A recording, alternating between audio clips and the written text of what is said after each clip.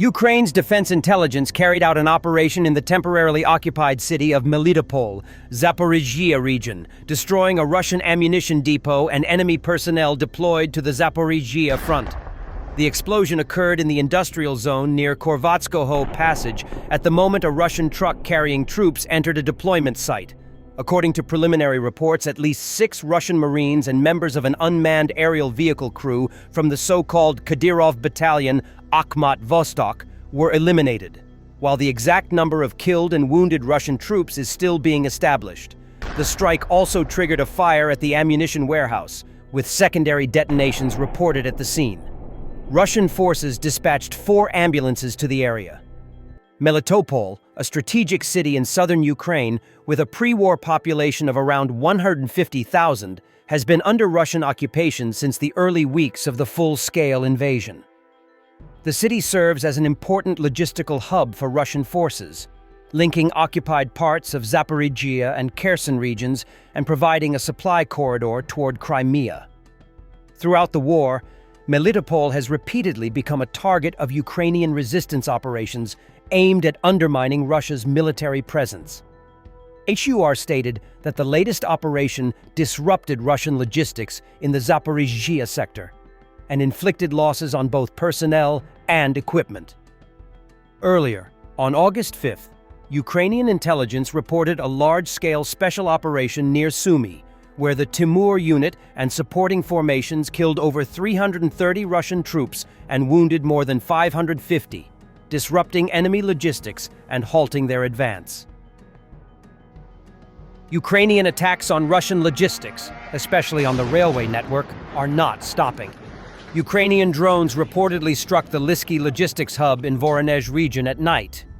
According to reports from the Astra outlet, strike drones targeted the Lysky railway station in the Voronezh region, leading to a temporary suspension of train services. The disruption was caused by damage to power lines and a fire that broke out at the station during the attack. The station is one of the largest railway hubs of Russia's Southeastern Railway and is actively used by the enemy for transporting military equipment and personnel.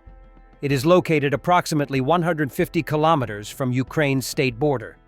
It's worth noting that in recent months, the Ukrainian Defense Forces have increasingly targeted Russian railway infrastructure in an effort to disrupt the country's transport capabilities.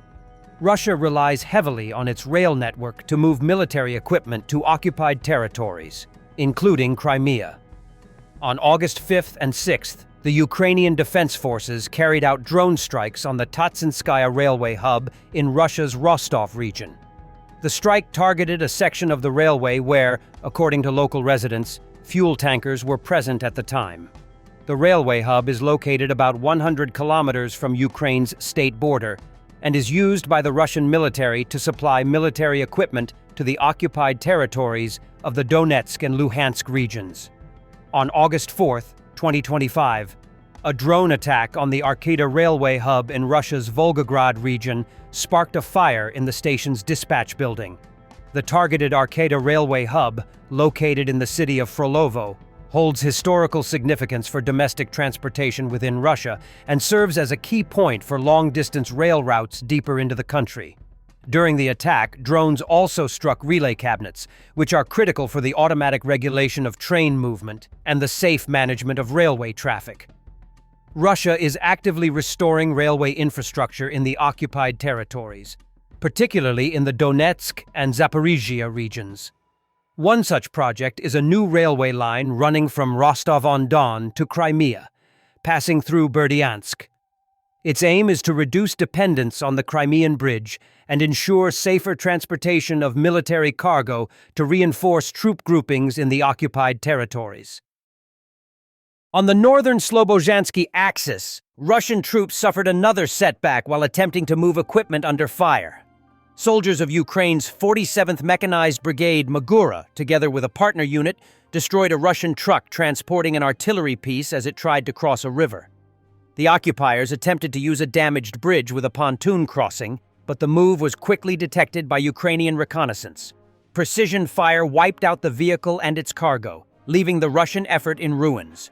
The strike highlights both the vulnerability of Russian logistics in contested areas and the effectiveness of Ukrainian units in denying the enemy freedom of movement. An explosion at the Elastic gunpowder plant in Russia's Ryazan region on August 15th destroyed 4 buildings, including facilities where artillery shells were filled with explosives, according to the Astra Media outlet. The fire was reported at 10:41 a.m. local time.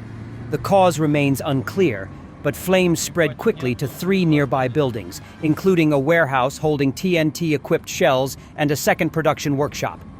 Astra said the warehouse had stored 152 mm artillery shells, and a shell production workshop had been located nearby. The blast killed 11 people and injured 130, officials said. The plant has seen fatal accidents before. In October 2021, an explosion at a workshop run by the private explosives manufacturer Razryad, which rented space at Elastic, killed 17 workers. At the time, Russian media reported the company had produced industrial explosives, including from recycled ammunition. Militarny previously reported that Ukrainian drones had struck the Krasnozavodsk chemical plant in the Moscow region, a defense-linked facility producing military equipment such as aircraft protection systems and lighting devices. The attack occurred on July 7, 2025, when residents reported hearing 7 explosions near the plant. Days earlier, Ukrainian drones also targeted the Scientific Research Institute of Applied Chemistry in Sergiev Posad, which produces warheads for Shahed drones.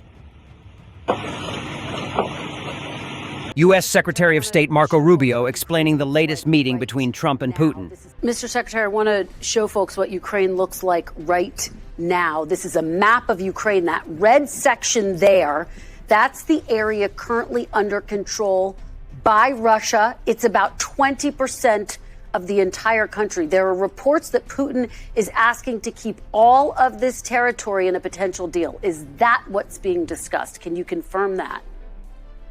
Well, I can confirm that he's given speeches in which he has said that repeatedly. So he's asking for that now in these private conversations? Well, look, ultimately, if the Ukrainians are not willing to give that up, and no one's pushing Ukraine to give that up, and so I don't think that's what. If there's going to be a peace deal, it's not going to look like that. But he certainly is making.